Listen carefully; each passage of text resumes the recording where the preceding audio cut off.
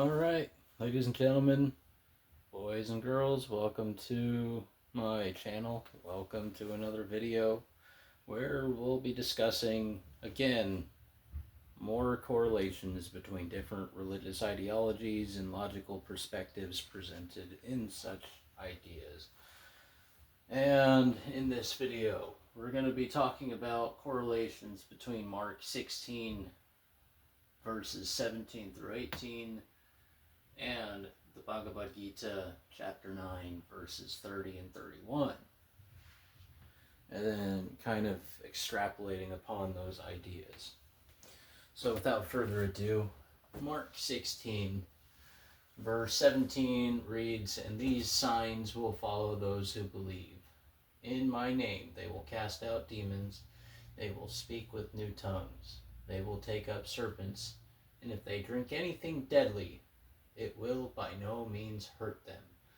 And then it goes on to say, and they will lay hands on those who are sick and heal them, right, so to speak. But looking at the Bhagavad Gita, chapter 9, verses 30 through 31, "Even sinners become holy when they take refuge in me alone. Quickly their souls conform to Dharma and they attain to boundless peace. Never forget this, Arjuna. No one who is devoted to me will ever come to harm."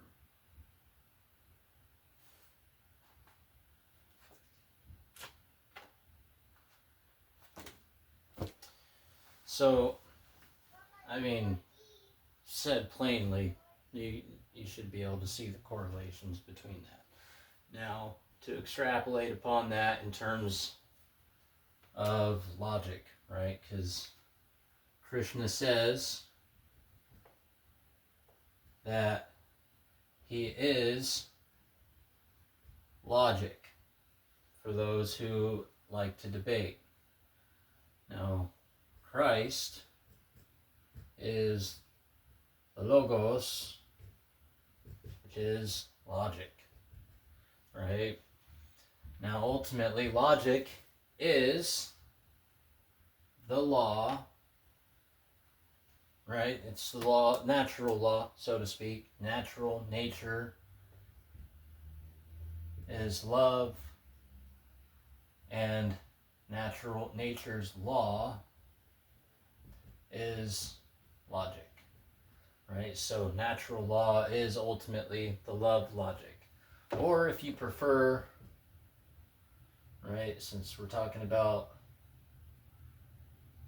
some Christology here, God and Christ. God is Theos, and Christ is Logos, as talked about here. So nature's law is ultimately the Theologos, or theology.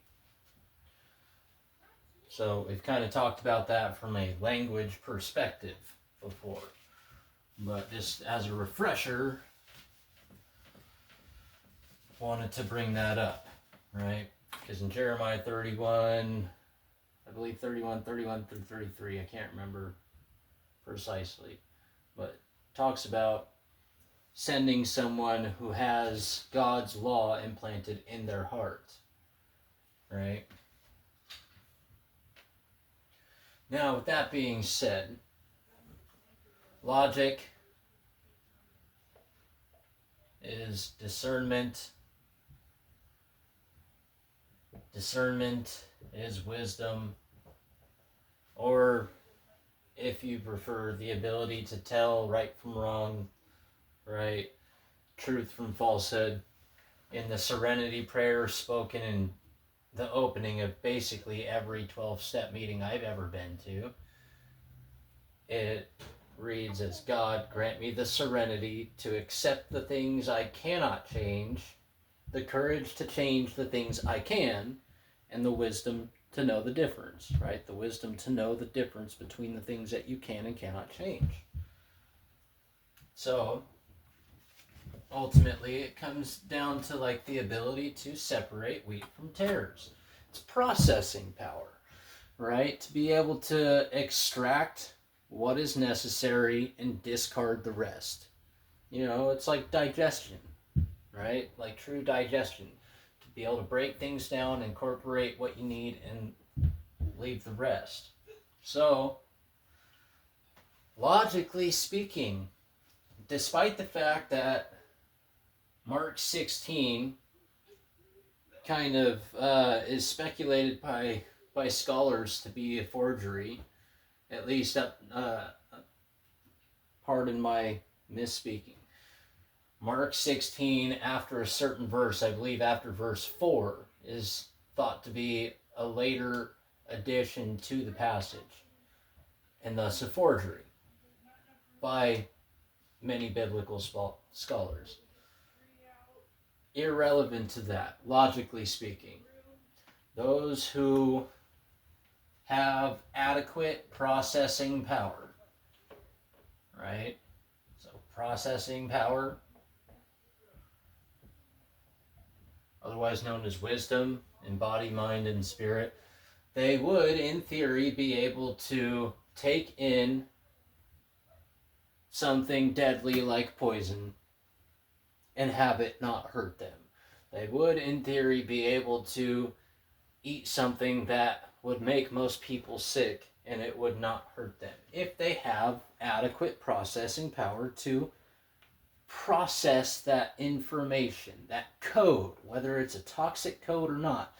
You know, it doesn't matter. Like a computer that has adequate antivirus software can have viruses introduced to it, process it, send it to the firewall, and the computer won't be harmed, right? The computer being the brain body complex here. So, speaking from a logical perspective, this aligns with truth. Now, who's to say who has adequate processing power? There's only really one way to find out, and I mean, it would take courage to really fuck around and find out, you know, if you even have that ability, right? A lot of people feel that because they've experimented enough in the past, that means that they have the answers now.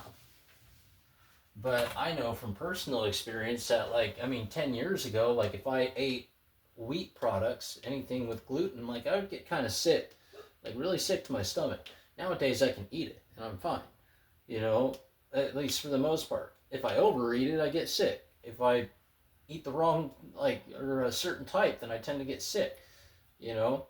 Now, with all that being said, I'm not necessarily here to declare any sort of beliefs of mine. I speculate a lot, you know, and so, I guess I'm kind of on the fence, undecided about many things in regards to theological discussions. You know, I've had my own spiritual experiences, but I try not to necessarily judge one way or the other. But from a logical perspective, if a computer complex has the adequate processing power to process out harmful information, then it will be able to do so without incurring any sort of harm upon itself. So, as far as this goes, it aligns with truth.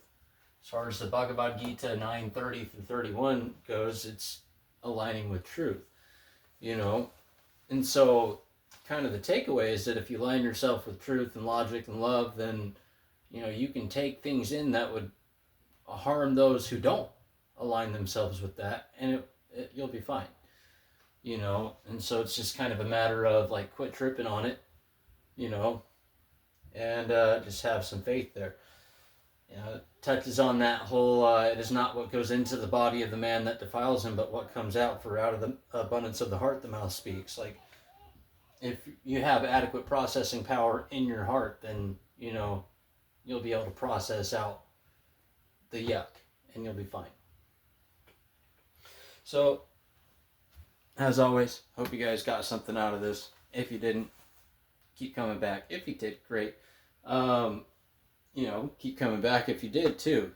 Just and please feel free to like light up the comment section. I'd rather have conversations with people because if I'm not having these dialogues with people in the comment sections, like it just feels really one sided. I'd love to hear from you guys too.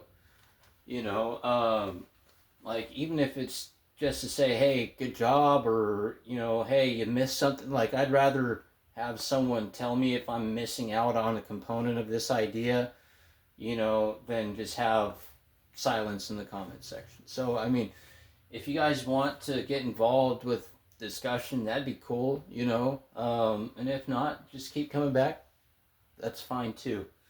But I hope you guys have a good rest of your day. More content coming up in the coming days as well.